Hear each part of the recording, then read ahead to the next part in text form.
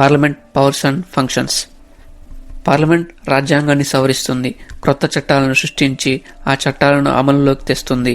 ప్రజల గొంతును, ప్రజల అవసరాలను ప్రజల చేత ఎన్నుకోబడ్డ నాయకుల ద్వారా దేశమంతా వినిపించేలా చేసేది పార్లమెంట్. అటువంటి పార్లమెంట్ పవర్స్ అండ్ ఫంక్షన్స్ ఇప్పుడు చూద్దాం. Legislative powers, executive powers, financial powers, judicial powers, constitutional amendment powers, electoral powers. దేశ సమగ్ర పరిపాలనకు, దేశ అభివృద్ధికి అత్యవసరమైన చట్టాలను చేయడం పార్లమెంట్ యొక్క ప్రాథమిక విధి. ఆర్టికల్ 2(3) ప్రకారం కొత్త రాష్ట్రాల ఏర్పాటు, రాష్ట్రాల యొక్క పేర్లు మార్చడం, సరిహద్దులు నిర్ణయించడం, సరిహద్దులు మార్చడం ఇటువంటి అధికారాలు కేవలం పార్లమెంటుకు మాత్రమే ఉంటాయి. రాష్ట్రంలో లెజిస్లేటివ్ కౌన్సిల్ రద్దు, లెజిస్లేటివ్ కౌన్సిల్ ఏర్పాటు ఇవన్నీ పార్లమెంట్ ఆమోదంతోనే జరుగుతాయి. యూనియన్ బడ్జెట్ కేబినెట్లోని మంత్రుల చేత తయారు చేయబడుతుంది, కానీ ఆ బడ్జెట్ను ఆమోదించే అధికారం పార్లమెంటుకు మాత్రమే ఉంటుంది. 2 లేక అంతకన్నా ఎక్కువ రాష్ట్రాలు మాకు ఉమ్మడి ప్రయోజనం ఉంది, ఈ పని చేసి పెట్టండి అని రిక్వెస్ట్ చేసినప్పుడు పార్లమెంట్ దానిని పరిశీలించి పరిగణలోకి తీసుకుంటుంది. పార్లమెంట్ అనేది దేశంలో హైయెస్ట్ లా మేకింగ్ బాడీ. ఆర్టికల్ 83 ప్రకారం లోక్సభ కాల పరిమితి పెంచడానికి, అఖిల భారత సర్వీసులను ఏర్పాటు చేయడానికి పార్లమెంటుకి అధికారం ఉంటుంది. ప్రెసిడెంట్, వైస్ ప్రెసిడెంట్ ఎన్నికలలో పాల్గొంటుంది పార్లమెంట్, మరియు వాళ్ళను తొలగించే అధికారం కూడా పార్లమెంటుకు ఉంటుంది. అంతేకాకుండా సుప్రీంకోర్టు మరియు హైకోర్టు ప్రధాన న్యాయమూర్తులను, CAG, chief election commissioner of India మొదలైన వారిని తొలగించే అధికారం పార్లమెంటుకి ఉంటుంది. దేశంలో క్లిష్ట పరిస్థితులు తలెత్తినప్పుడు national emergency, state emergency, financial ఎమర్జెన్సీలను ఆమోదించే అధికారం, విధించే అధికారం మరియు ఎమర్జెన్సీని కొనసాగించే అధికారం పార్లమెంటుకే ఉంటుంది. పార్లమెంట్ ఒక executive body, legislative body, judiciary body. ఇంతకుముందు చెప్పుకున్నట్లే దేశ అభివృద్ధికి అవసరమైన శాసనాలను పార్లమెంట్ రూపొందిస్తుంది. ప్రస్తుత ఆధునిక కాలానికి తగినట్లు బిల్లుని సవరించడం, క్రొత్త బిల్స్ను తయారు చేయడం, సభలో ప్రవేశపెట్టడం, ఆమోదించడం ఇవన్నీ పార్లమెంటుకు ఉండే అధికారాలు. ప్రజలకు అనుగుణంగా వారి జీవన ప్రమాణ రేటును పెంచే దిశగా చట్టాలను చేసేది పార్లమెంట్. కనుకనే పార్లమెంటును టెంపుల్ ఆఫ్ డెమోక్రసీ అంటారు. Next, parliament galleries.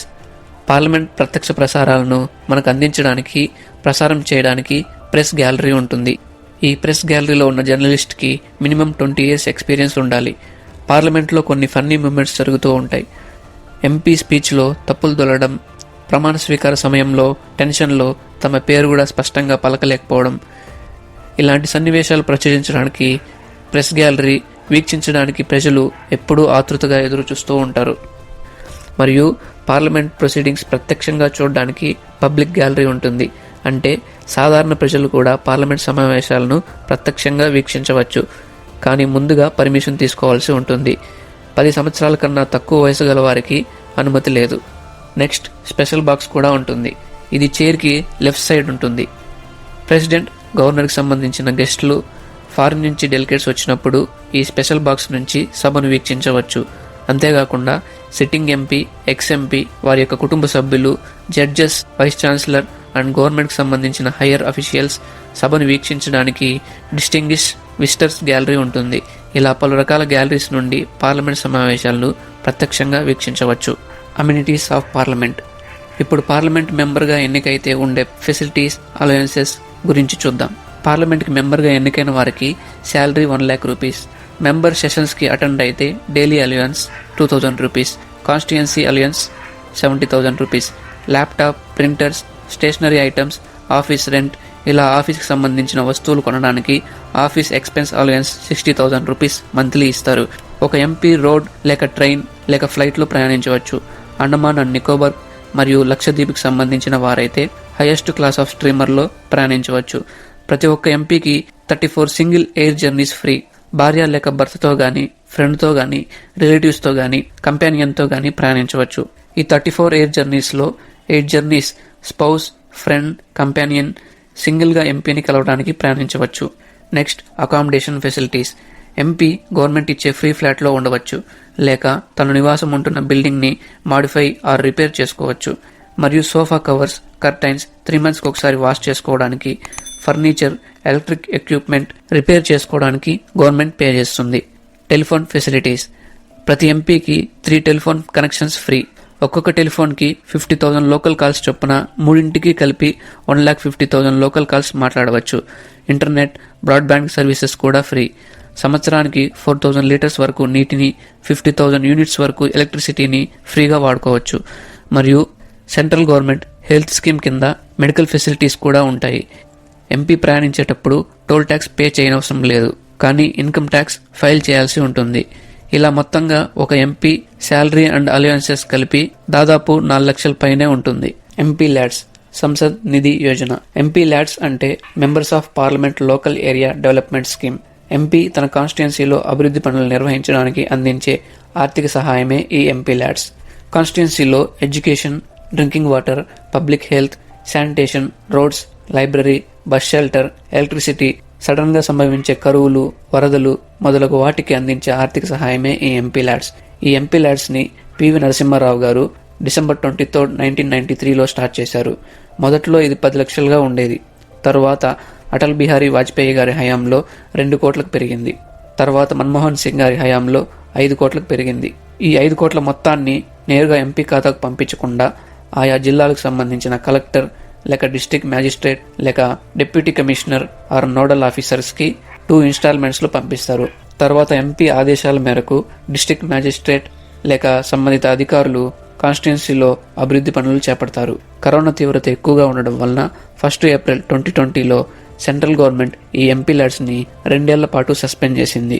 అంతేకాకుండా కరోనా అవుట్బ్రేక్ వలన పార్లమెంట్ మెంబర్ యొక్క శాలరీలో 30% తగ్గించడం జరిగింది. Next, parliament canteen. పార్లమెంట్ క్యాంటీన్లో కూడా సభ్యులకు సబ్సిడీ ఉంటుంది. 2015లో వెలుగులోకి వచ్చిన విషయం ఏమంటే పార్లమెంట్ సభ్యులు క్యాంటీన్లో ప్రతి సంవత్సరం 14 కోట్ల రూపాయల వరకు సబ్సిడీ రూపంలో పొందుకుంటున్నారు. కావున 2016లో క్యాంటీన్ను నో ప్రాఫిట్ నో లాస్ ఆధారంగా నిర్వహించాలని నిర్ణయించారు. December 2019 లోక్సభ స్పీకర్ ఓం బిర్లా మరియు ఇతర సభ్యులందరూ కలిసి క్యాంటీన్ సబ్సిడీని వదులుకోవాలని నిర్ణయించుకున్నారు. సో 2021 నుండి సబ్సిడీ కట్ చేయడం జరిగింది. ఈ నిర్ణయం వలన ప్రజాధనం చాలా వరకు ఆదా అవుతూ ఉంది. పార్లమెంట్ క్యాంటీన్ను 52 ఇయర్స్గా అంటే 2021 వరకు నేషనల్ రైల్వే నిర్వహిస్తూ ఉండేది. కానీ ఇప్పుడు Indian tourism development corporation canteen కార్యకలాపాలను నిర్వహిస్తూ ఉంది. 2021లో సబ్సిడీ తీసేసిన తర్వాత క్యాంటీన్లో ఐటమ్స్ యొక్క ప్రైజెస్ ఈ విధంగా ఉన్నాయి. సభ్యుల ఆరోగ్యం దృష్టిలో పెట్టుకుని 2003లో పార్లమెంట్ క్యాంటీన్లో సాఫ్ట్ డ్రింక్స్ పైన బ్యాన్ విధించడం జరిగింది. ఇప్పుడు రిటైర్డ్ ఎంపీకి ఉండే బెనిఫిట్స్ గురించి చూద్దాం. పెన్షన్ 25,000 రూపీస్, అడిషనల్గా 1,500 రూపీస్.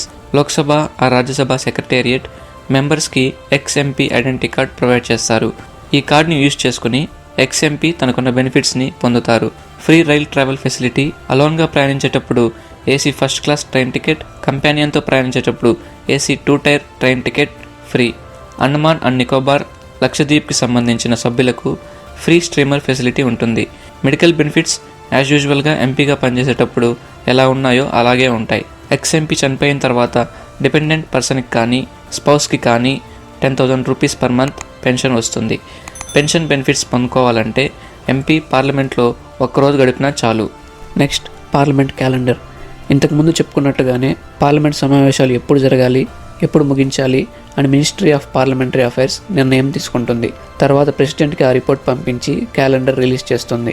ఆ క్యాలెండర్ ఈ విధంగా మీకు స్క్రీన్లో చూపించిన విధంగా ఉంటుంది. Calendar of sittings and allotments of days for answering questions. ఈ calendar 11th session of 17th లోక్సభకి సంబంధించినది.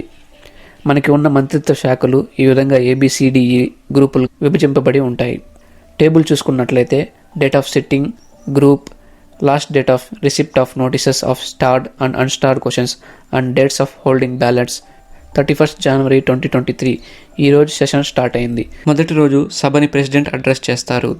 1st February 2023 ఈ తేదీన బడ్జెట్ ప్రవేశపెట్టడం జరిగింది. ఇంతకుముందు చెప్పుకున్నట్లుగానే క్వశ్చన్ అడగాలనుకున్న వ్యక్తి 15 days లోపు నోటీస్ ఇవ్వాలి.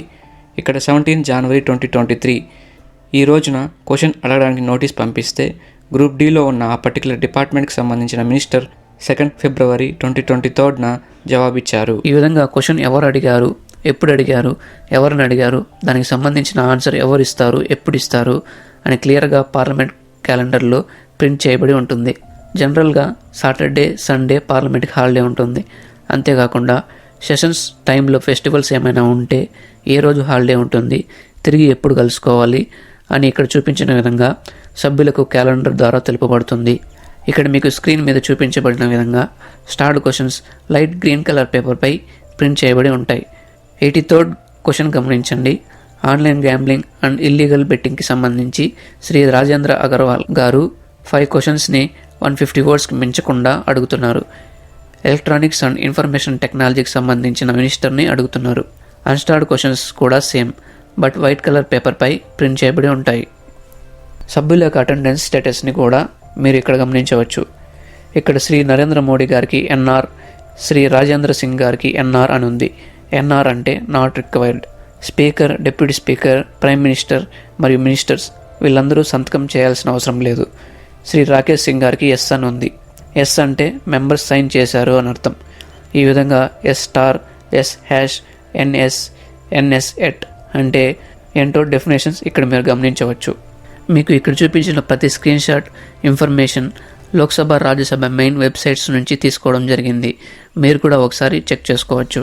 Next, parliament library. పార్లమెంట్ లైబ్రరీని 1921లో ఎస్టాబ్లిష్ చేశారు. ఫస్ట్ పార్లమెంట్ సెషన్స్ నుండి ఇప్పటి వరకు జరిగిన అన్ని పార్లమెంట్ సెషన్స్ ఆడియో, వీడియో టేపుల రూపంలో పార్లమెంట్ లైబ్రరీలో పొందుపరచడం జరిగింది. పార్లమెంట్ గురించి మరిన్ని విషయాలు తెలుసుకోవాలంటే ఢిల్లీలోని పార్లమెంట్ లైబ్రరీ మరియు మ్యూజియంని సందర్శించండి. చివరిగా పార్లమెంట్కి సంబంధించిన ముఖ్యమైన ఆర్టికల్స్ ఒకసారి రివైజ్ చేద్దాం. పార్లమెంట్కి సంబంధించిన ఆర్టికల్స్ పార్ట్ 5 చాప్టర్ 2లో 79 నుంచి 122 వరకు ఉన్నాయి. ఆర్టికల్ 79 కాన్స్టిట్యూషన్ ఆఫ్ పార్లమెంట్ గురించి చెప్తుంది. ప్రెసిడెంట్, రాజ్యసభ, లోక్సభ ఈ మూడింటిని కలిపి పార్లమెంట్ అంటారు. ఆర్టికల్ 82 దేశ జనాభాను లెక్కించిన ప్రతిసారి లోక్సభ, రాజ్యసభ సీట్లను ఇంక్రీజ్ చేయడం లేదా అడ్జస్ట్ చేయడం జరుగుతుంది. ఆర్టికల్ 83 రాజ్యసభ మరియు లోక్సభల డ్యూరేషన్ గురించి చెప్తుంది. ఆర్టికల్ 84 పార్లమెంట్ సభ్యులకు ఉండాల్సిన అర్హతలను గురించి చెబితే ఆర్టికల్ 102 సభ్యుల అనర్హతలను గురించి చెబుతుంది. ఆర్టికల్ 85 పార్లమెంట్ సెషన్స్ ప్రొరోగేషన్, డిసొల్యూషన్స్ గురించి చెబుతుంది. ఆర్టికల్ 86 పార్లమెంట్ని అడ్రస్ చేయడానికి మరియు ఏదైనా మెసేజ్ పంపించడానికి ప్రెసిడెంట్కి రైట్ ఉంటుంది. ఆర్టికల్ 87 ప్రతి జనరల్ ఎలక్షన్స్ తర్వాత మరియు ప్రతి మొదటి సమావేశానికి ముందు సభ్యులను సమావేశపరిచి సమావేశం యొక్క ముఖ్య ఉద్దేశం వివరించే స్పెషల్ రైట్ ప్రెసిడెంట్కి ఉంటుంది.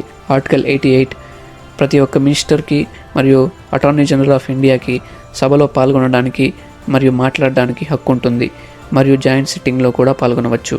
ఆర్టికల్ 100 హౌస్లో ఓటింగ్ గురించి మరియు కోరం గురించి చెబుతుంది. Article 105 powers and privileges of parliament గురించి చెబుతుంది. ఆర్టికల్ 106 సభ్యుల యొక్క శాలరీస్ అండ్ అలయన్సెస్ గురించి తెలియజేస్తుంది. Article 107 bill introduction and passing the bill గురించి తెలియజేస్తుంది. Article 108 joint sitting of both houses గురించి తెలియజేస్తుంది. ఆర్టికల్ 109 మనీ బిల్కి సంబంధించి స్పెషల్ ప్రొసీజర్ గురించి వివరిస్తే ఫైనాన్షియల్ బిల్కి సంబంధించి స్పెషల్ ప్రొసీజర్ను ఆర్టికల్ 117 వివరిస్తుంది.